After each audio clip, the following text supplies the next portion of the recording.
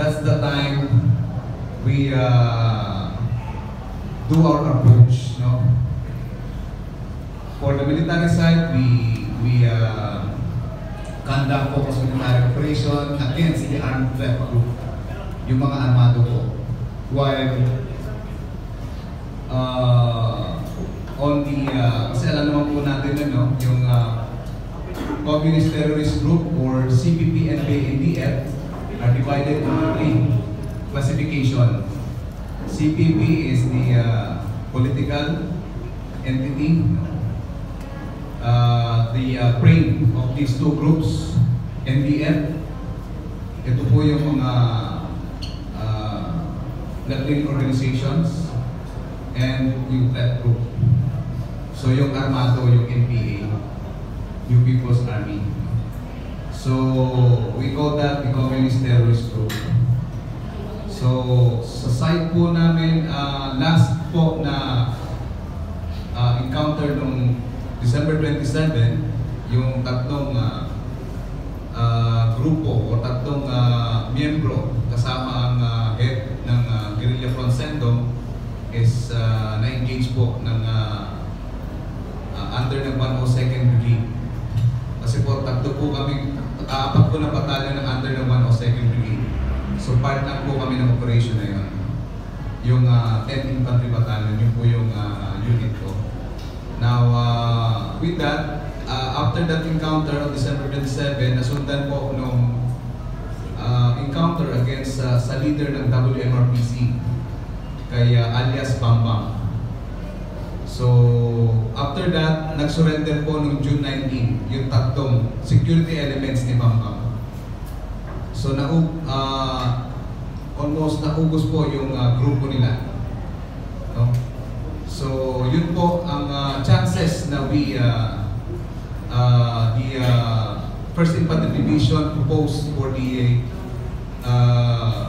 clearing ng Misamis Occidental and be declared as stable internal peace and security province or insurgency-free province. No?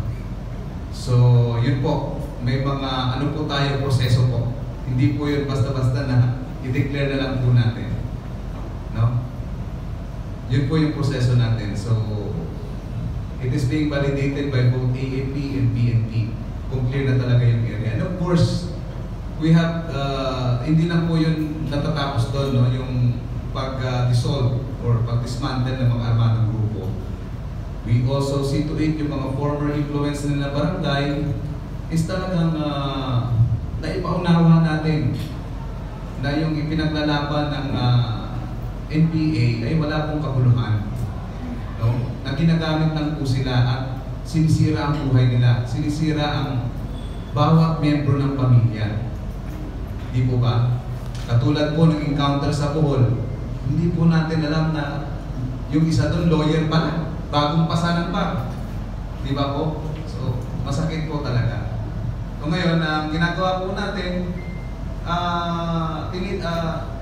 kasama po na tinulungan, no, yung hindi lang po nagsusurrender, even po yung community na na-influence. No? Bumuhos po yung mga program coming from the NTF-LCAC funds. So, primarily, ang nakita ko sa MISOP, infra, no? Most of them are farm-to-market road, which is very important talaga dahil yung mga municipalities na nandyan sa mga palinggang, very conducive po. Nung nandun ako, nag-ikot po ako, ang ganda po ng mga lugar doon, ang gandang magtanim ng mga gulay. No? So, bumubuhos na ngayon yung, unti-unti na umaangat yung economic activity because of that, yung buhos po ng mga fundings came from the NTF-LCAC. So, hindi lang po nangyari yan sa MISOP, sa ibang areas din na nag-clear na rin po ng insurgency. So, yun po ma'am. Thank you.